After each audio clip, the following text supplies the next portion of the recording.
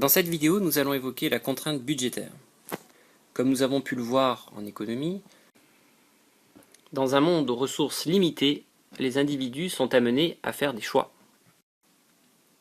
Par exemple, les individus sont amenés à gérer le temps dont ils disposent. Quand ils choisissent de s'investir dans une activité, il leur reste moins de temps pour se consacrer à d'autres activités. On peut établir ainsi, par exemple, un arbitrage entre les heures passées à regarder la télévision et les heures consacrées à d'autres activités. Et on peut mettre en lien les deux. Par exemple, si on consacre 12 heures à regarder la télévision, il va nous rester 12 heures pour les autres activités. Si on consacre 24 heures à regarder la télévision, il ne nous reste plus de temps pour les autres activités. Et inversement, si nous ne regardons pas la télévision, nous avons 24 heures pour toutes les autres activités. Aux États-Unis, l'Américain moyen reste 5 heures devant la télévision. Par conséquent, il lui reste 19 heures consacrées à d'autres activités. Ce graphique nous permet de montrer que les individus sont confrontés à des choix et qu'ils doivent donc établir ce qu'on appelle des arbitrages. Les êtres humains sont confrontés à ce qu'on appelle une contrainte temporelle que l'on peut représenter sur ce graphique par la droite en bleu. Cette contrainte temporelle est un seuil infranchissable, c'est-à-dire que nous ne disposons pas de plus de 24 heures dans une journée et par conséquent nous sommes obligés de faire des choix. Cette nécessité de faire des arbitrages se retrouve quand on aborde la question du revenu. Les individus ont un revenu qui est limité et ils doivent donc établir des choix de consommation qui vont dépendre de leur revenu et du prix des différents produits. Par exemple, imaginons qu'un consommateur a la possibilité de consommer deux produits, du Pepsi et des pizzas. Imaginons qu'il a un revenu de 1000 € et qu'un litre de Pepsi coûte 2 € et une pizza coûte 10 €. L'individu est donc en mesure de consommer une quantité de Pepsi et une certaine quantité de pizza. Il doit opérer un arbitrage puisqu'il ne dispose d'un revenu que de 1000 €. S'il décide de ne pas boire de Pepsi, il est en mesure d'acheter 100 pizzas.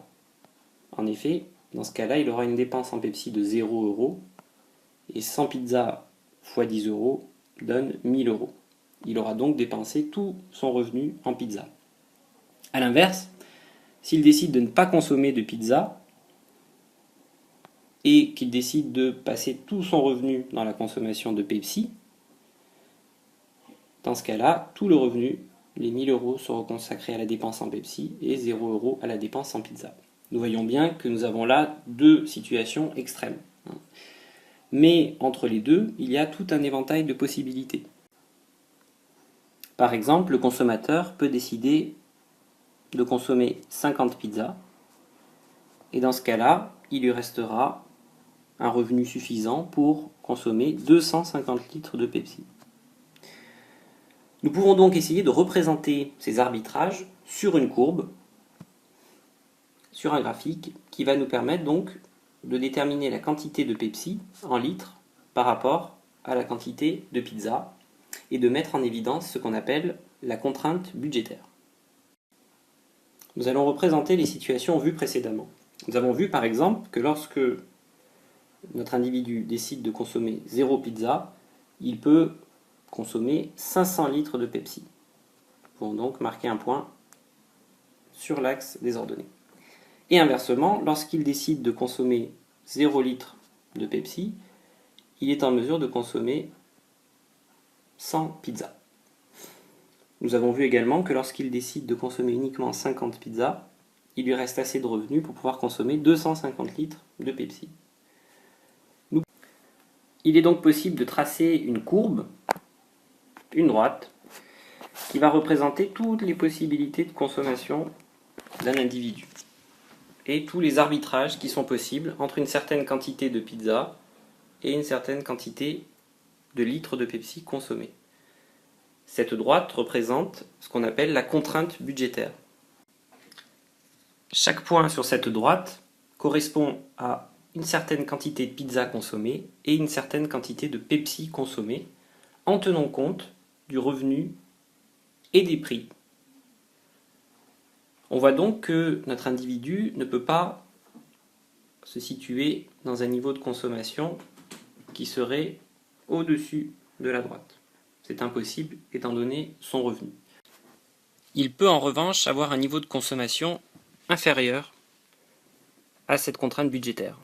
Par exemple, il peut décider de consacrer une partie de son revenu pour acheter 25 pizzas et 125 litres de Pepsi. Dans ce cas, il n'aura pas épuisé tout son revenu et il se situera donc à l'intérieur du triangle que l'on peut voir ici. À vous maintenant de vous exercer et de représenter la contrainte budgétaire de ce consommateur avec une simple modification. Nous allons faire passer le prix du Pepsi, du litre de Pepsi, de 2 € à 4 €. Et vous allez donc devoir représenter la nouvelle contrainte budgétaire qui est imposée à notre consommateur. Dans cette vidéo, nous allons évoquer la contrainte budgétaire.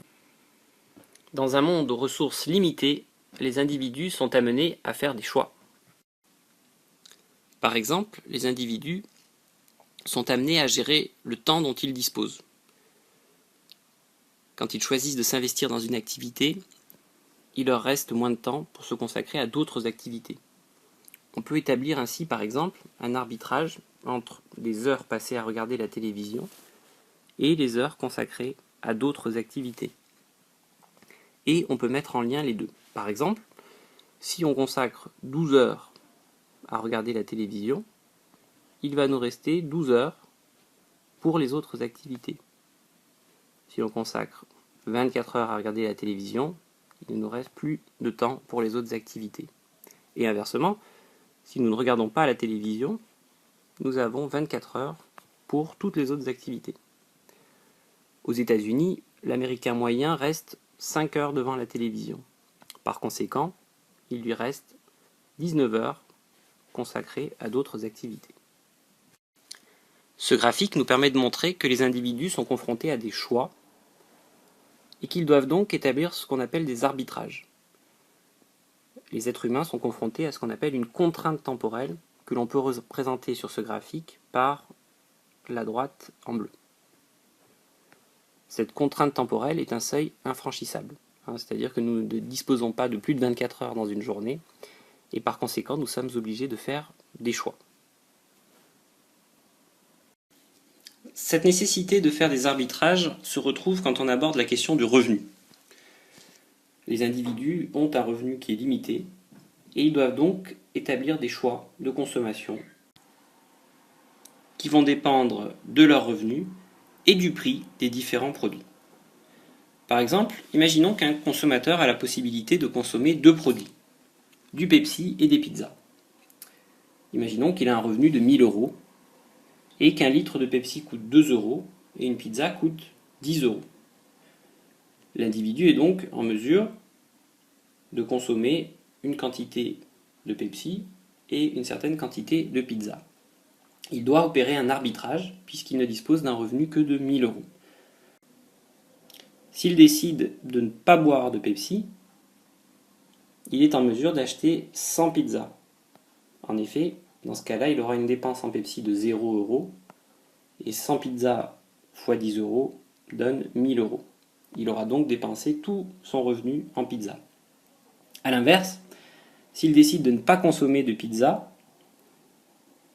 et qu'il décide de passer tout son revenu dans la consommation de Pepsi, dans ce cas-là, tout le revenu, les 1 000 € seront consacrés à la dépense en Pepsi et 0 € à la dépense en pizza. Nous voyons bien que nous avons là deux situations extrêmes. Mais entre les deux, il y a tout un éventail de possibilités.